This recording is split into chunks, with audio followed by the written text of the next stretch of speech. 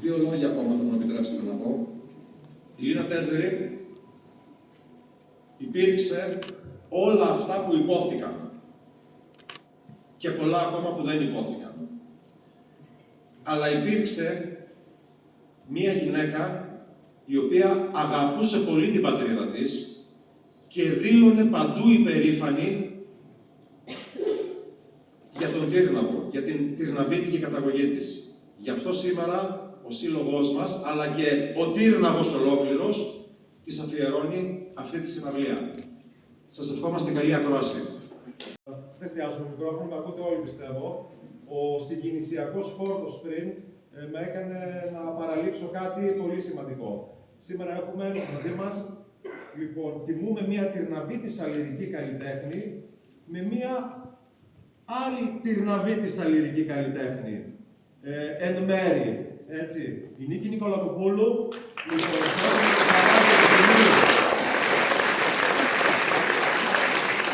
θα έχουμε σήμερα κοντά μας. Έχει καταβολές από τον Τύρναβο, η καταγωγή της μαμάς της είναι από εδώ και σε αυτό το σημείο θέλω να ευχαριστήσω και τον θείο της, τον Μιχάλη τον Παλιό, ο οποίος μας έφερε σε επαφή μαζί της και την έχουμε σήμερα κοντά μας να την απολαύσουμε για να τιμήσουμε τη Λίνα. Σας ευχαριστώ πάρα πολύ. Συγγνώμη για την επαφή.